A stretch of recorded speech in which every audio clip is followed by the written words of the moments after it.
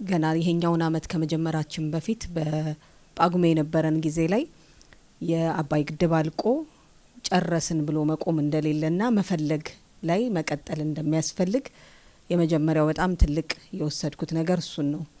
ምክንያቱም አንድ ነገር ለሀገራችን ያስፈልጋታል፣ ስለሚያስፈልጋት መትካት ያስፈልጋል ሚለውን መፈለግ በደንብ እንደሚያስፈልግ ያንን የፈለግነውን ደግሞ መከታተል በደንብ እንደሚፈልግ ነው ያየውበትና በጉብኝቱ ወቅት አንድ ቦታ ላይ ከላይ ሆነን በመናይበት ጊዜ ላይ ማለት ነው ወደ 128 ሜትር ደርሷል አሁን የግድቡ ከፍታ።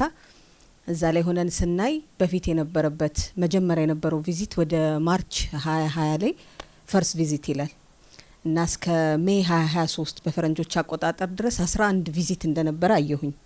ከዛ በዚህ መካከል የነበሩትን ጊዜዎችና እንዲህ አይነት ክትትል በዛ ጊዜ ውስጥ የነበረበት አቅምን መፈለግ ብቻ ሳይሆን ለመፈጸም መከታተል በደንብ እንደሚፈልግ አይቼበታለሁኝና ከዛ በኋላ ያሉ ቪዚቶች ቁጥር አልተሰጣቸውም እንጂ በጣም ብዙ ቪዚቶች ከዛም በኋላ እንዳሉ ያሳያል።